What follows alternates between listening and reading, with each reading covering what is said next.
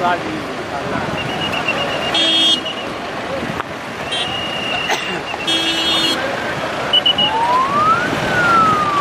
शायद खतरा होगा आदमपुर का 7 लगती सीट का। मैं गारंटी कह सकता हूं, पिछले 5 दिनों से दिन रात मैंने एक कर रखी है और दिन रात एक ही बात करनी है कि मुझे मारा जरूर लेकिन खाली मैं भी नहीं बैठूंगा।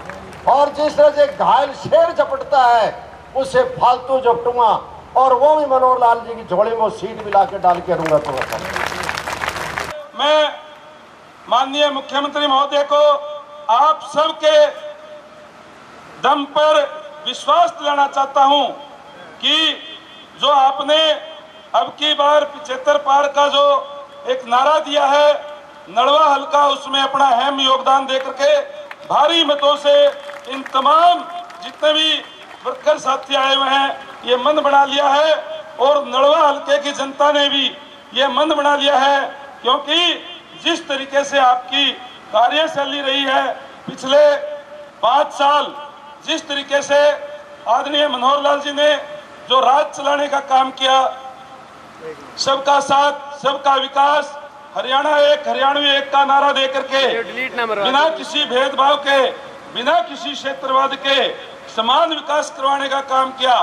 वही सबसे बड़ी बात आज गांव के अंदर, हल्के के अंदर लोगों में इस बात की खुशी है कि जिस तरीके से आपने जो हरियाणा प्रदेश के अंदर एक बात प्रचलित थी कि नौकरी या तो पैसे से मिलती है और या फिर केवल पॉलिटिकल सैंक्शन से मिलती है, उस बात को दूर करते हुए आपने जो मेरिट के आधार पर नौकरियां देने का काम किया, उसके लिए ये नड़वा हल्के की बल्कि पूरे हरियाणा प्रदेश की जनता आपका तहे दिल से आभार व्यक्त करती है। पानी का प्रबंधन ये हम ठीक करने में लगे हैं और इसमें एक वायदा कहीं से लाए हैं, चाहे ढो के लाए, अगले 5 साल की योजना में जैसे हमने गैस सिलेंडर घर घर पहुंचा दिया है, ऐसे हर रसोई में टूटी यानी नल और जल दोनों हर घर की रसोई में पहुंचाना हमारा काम है। प्रदेश में बहुत सिस्टम है। अगर नहर से पानी की चोरी की आशंका बनी रहेगी तो हम पाइपलाइन लगा करके पीने का पानी चाहे जमुना में से चाहे घाघरा में से हरियाणा के हर कोने में पहुंचाएंगे, ये हमारा दावा है। इसके ऊपर 1000 करोड़ रुपया इसका खर्चा हमारा आएगा, उन्होंने उसके लिए योजना बना ली है। योजनाएं बहुत बनाई है। हमने अपनी योजनाएं घोषणा करेंगे, कांग्रेस अपनी योजनाओं की घोषणा करेगी। कांग्रेस ने तो ये मान लिया जैसे नोट कहीं से लाने नहीं, कहीं दबे पड़े उठा के ले आएंगे और अपने घोषणा पत्र में ये मुफ्त, ये मुफ्त, ये मुफ्त, ये मुफ्त, जैसे पता नहीं कोई खजाना जो हमें नहीं मिला उनको मिल जाएगा। 1,25,000 करोड़ रुपए की घोषणा कर दी उन्होंने। 2013 में भी ऐसे किया था। 13 में भी अधिकारियों ने हाथ खड़े कर दिया, भारत हम इतना पैसा नहीं लगा पाएंगे, कहीं नहीं लगा पाएंगे। वही हाल अब है, 1,25,000 करोड़ रुपया कहीं से नहीं आ सकता। अब तो जो पहले टैक्स बढ़ा लेते थे ना, सेल टैक्स, वैट, वो भी अधिकार स्टेट्स का खत्म हो गया। उसमें भी जीएसटी सेंटर में जो काउंसिल बढ़ी हुई वो घटाती बढ़ाती है, हम नहीं बढ़ा सकते। हम तो बढ़ा सकते हैं तो सिर्फ डीजल के ऊपर वैट बढ़ा सकते हैं, और जिस दिन डीजल के ऊपर वैट बढ़ा के और ये खर्चा हम वहाँ से निकालेंगे कहीं और लगाने के लिए कमाई करेंगे, तो उस दिन सीधा सीधा हमारे किसान के ऊपर ये से जाने वाला है, किसान के ऊपर। तो बोलो है मंजूर डीजल के ऊपर वैट बढ़ाएं? नहीं है ना, नहीं है ना, तो संयम बरतना पड़ेगा, उनसे पूछना पड़ेगा ये पैसा बताओ आएगा कहाँ से, लेकिन उसमें फेल हो जाएंगे। लोकसभा में भी उन्होंने एक स्कीम लागू की थी कि हम 72,000 रुपया हर परिवार को देंगे। लोगों ने पूछा आएगा कहाँ से, कोई जवाब नहीं, कोई भरोसा नहीं किया। अब भी उन्होंने झूठी घोषणाएं बहुत की हैं, झूठ का पुलिंदा। हमने कहा हम वही घोषणा करेंगे जो हम कर पाएंगे, हम मुकाबले में खड़े नहीं मारेंगे तुम्हारे से ज्यादा करें। उन्होंने 1,25,000 करोड़ रुपए का खर्चा दिखाया, हमने अपनी घोषणाएं की हैं, उसमें सिर्फ 32,000 करोड़ रुपए की हमने बजट का प्रावधान किया। साल का 5,000 6,000 करोड़ रुपया तो निकाला जा सकता है, लेकिन साल का 25,000 करोड़ रुपया कहीं नहीं आ सकता। इसलिए भाई बहनों सावधान रहना, ये जो लालच देने वाली बातें हैं ये कोई भी आके करेगा, इसमें से बचना है। और बहुत तो झूठी बातें ऐसी जो पहले कर चुके हैं उसको वो कर रहे हैं, या जो नहीं करनी चाहिए उसको कर रहे हैं। उन्होंने कहा कि प्राकृतिक आपदा यदि आ गई तो हम 12,000 रुपया एक किले का मुआवजा देंगे। अभी कितना है भाई मैक्सिमम मुआवजा बताइए, अभी कितना है पता? 12,000। और वो क्या कहते हैं 12,000? कौन सी नए फाड़ तोड़ दिए या कौन सी बात कहती? 12,000 तो हम दे ही रहे हैं, कम से कम इस पर चुप रहते, कुछ नहीं बोलते।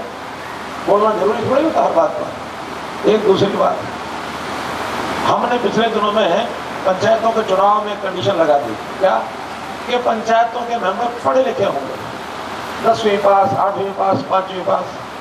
गांव की पंचायतों के लेवल ऊंचा उठा, कुछ सुधार होने शुरू हुए, गलत काम रुक गए। क्या ये काम ठीक किया कि गलत किया? नहीं किया। ठीक किया कि गलत किया? ठीक किया। और इन्होंने क्या कहा है, आपने पढ़ा नहीं होगा इनका घोषणा पत्र। इन्होंने कहा अगर हम आ गए, अगर भी बहुत बड़ा सा है कि अगर हम आ गए तब ये पंचायतों की जो पढ़ाई वाली कंडीशन है इसको खत्म कर देंगे। है मंजूर? है मंजूर? वो कहावत ना, उल्टे बांस बरेली को, उल्टे बांस बरेली को नहीं चलने देंगे, कब भी नहीं होगा, होने नहीं देंगे। हमने तो सुप्रीम कोर्ट तक लड़ाई लड़ी है। सुप्रीम कोर्ट ने कहा कि पढ़ी लिखी पंचायतों का प्रावधान बहुत अच्छा है, हरियाणा ही नहीं देश के दूसरे प्रदेशों को इसको लागू करना चाहिए। उन्होंने ये बात कही। भाई बहनों, कितने ही विषय में बताए जा सकते हैं। आपको ध्यान करना है तो जो भी कोई बोले उसके बारे में एक ही विचार करो कि जो बोला है इस पर भरोसा करें कि नहीं करें। अगर तो आपको नियत साफ लगे तो भरोसा कर लेना, अगर आपको नियत साफ न लगे तो सवालिया निशान लगा देना, भाई इसकी नियत पर ही भरोसा नहीं है, क्या बोलेगा क्या नहीं बोलेगा। बोलो, कांग्रेस के इतने कामों के बाद उनकी नियत पर भरोसा करोगे कि बीजेपी की नियत पर भरोसा करोगे? बीजेपी वाले काम बिल्कुल साफ करते हैं, एकदम फर्क जो है साफ, क्योंकि नियत फर्क साफ, क्योंकि नियत साफ है। इसलिए हम आगे बढ़ के सारी बातें करते हैं। जिम्मेवारी के नाते हर बात वो बोलेंगे जो होने वाली है। इसलिए इसको कहते हैं पारदर्शी सरकार।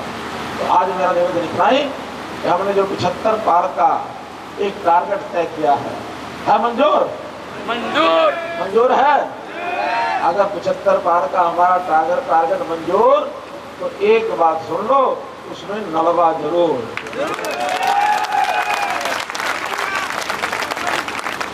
और नलवा के हमारे प्रत्याशी, इनके बारे में तो मैंने ज्यादा बताया नहीं, आपके पहले से सब आजमाए हुए हाथ हैं। इनके बारे में जितना ये काम इस इलाके का करते हैं, लड़ भिड़ के भी काम करा लाते थे। कहते थे नहीं मेरे इलाके का काम ये जरूर करना है, मैंने कहा भाई करवा लो, हम सब जगह काम करेंगे, सब जगह। और अब तो ये कमल के फूल को लेकर विधानसभा में पहुंचेंगे, अब तो इनका अधिकार ज्यादा होगा। इसलिए आप यदि अपने आप को सत्ता का भागीदार बनाना चाहते हो, अगर आपको लगता है कि हमको भी इस सत्ता का लाभ होना चाहिए, तो निश्चित रूप से इनको भी जिताओ। और न केवल ये, आसपास का जो हमारा क्षेत्र है, जैसे प्रोफेसर संपत सिंह ने कहा कि बहुत जरूरी है, अपने जो आसपास के संबंध के लोग हमारे आदमपुर में सबसे ज्यादा है, बहुत नजदीक है, लगभग एक ही इलाका है। तो आदमपुर के क्षेत्र में अपने रिश्तेदार, जानकार, भाई बंधु, साथ काम करने वाले आज ही चाहे फोन करो, चाहे एक आध गेड़ा मारे आओ, उनको भी कहेंगे एक आध गेड़ा यहाँ मार जाएंगे, आप भी एक आध गेड़ा वहाँ मारे आओ और जाके सबको तैयार करके आओ कि हमारे सामने कमल का निशान, यही हमारा टारगेट, यही हमारा लक्ष्य। ज्यादा से ज्यादा वोट उस दिन कमल के बटन को दबाओ। एक बार तो मशीन भी घबरा जाए, अब कहाँ फंस गई मैंने, कमल कमल कमल कमल। और इस नाते से आपका एक प्रकार से साथ, समर्थन, आशीर्वाद मैं अपेक्षा करता हूँ को जरूर मिलेगा। आप भारतीय जनता पार्टी के प्रत्याशियों को बहुत बड़े मार्जिन से जिताओ, ताकि उत्साह एक उत्साह और एक वातावरण हम सबको भी मिले, हम और तेज गति से काम करेंगे। बहुत बहुत धन्यवाद। बहुत बहुत धन्यवाद मुख्यमंत्री जी। और हम आपसे वादा करते हैं कि हर गांव में, हर घर में, हर मोहल्ले में जाएंगे और कमल खिलाने का काम करेंगे। निवेदन कर रहा हूं यहाँ के स्थानीय मंडल अध्यक्ष नरेश सोनी जी से, वो आए और सबका धन्यवाद करें। आज नलवा हलके में भाजपा की तरफ से एक रैली का आयोजन किया गया। नलवा हलके में बीजेपी टिकट से प्रत्याशी रणबीर गंगवा को समर्थन देने के लिए मुख्यमंत्री मनोहर लाल खुद पहुंचे। उन्होंने रैली को संबोधित करते हुए कहा कि 2014 में हरियाणा की जनता ने करवट बदली और उन्होंने सत्ता बहुत ईमानदारी से चलाई और बीजेपी की सरकार बनाई। उन्होंने कहा कि जींद के चुनाव में तो क्लियर कट ही कर दिया। लोगों ने कहा था कि बीजेपी जींद उपचुनाव में कभी नहीं जीतेगी, लेकिन खट्टर का कहना था कि जो कभी नहीं जीती हम उसी पर प्रयोग करेंगे। राहुल गांधी पर निशाना साधते हुए मनोहर लाल खट्टर ने कहा कि कांग्रेस के राष्ट्रीय अध्यक्ष का दायां हाथ सारी योजनाएं बनाने में लगा रहा, उसी वजह से देश को आज ये हाल देखना पड़ रहा है। उन्होंने राहुल गांधी पर प्रहार करते हुए कहा कि राहुल ने सोचा हरियाणा जाकर फतेह करके आऊंगा, बीजेपी को रोकूंगा। सुरजेवाला पर निशाना साधते हुए कहा कि विधायक होते हुए जींद के बाई इलेक्शन में चुनाव लड़ने आ गया। ये देश का पहला ऐसा उदाहरण है जब देश का सिटिंग विधायक दूसरी विधानसभा के इलेक्शन लड़ने आ गया। उन्होंने कहा कि कैथल की 70 सीटिंग में से 7 बार भी सुरजेवाला जाकर वहां पर नहीं बैठे, जबकि कैथल की सीट रिजर्व थी। क्या उनको वहां पर कांटे चुभ रहे थे? फिर जींद की सीट खाली होते ही आ गए यहां पर बैठने के लिए। उन्होंने ये भी कहा कि कभी ऐसा उदाहरण नहीं आया जब कोई विधायक दोबारा विधायक बनने आया हो। जींद के लोगों ने रणदीप सुरजेवाला को ऐसा सबक सिखाया कि वो कैथल लायक भी नहीं रहे। ऐसी ही न्यूज़ देखने के लिए हमारे पेज सिटी बिग न्यूज़ को लाइक, शेयर और सब्सक्राइब करें और अंत में कमेंट करना ना भूलें। नमस्कार।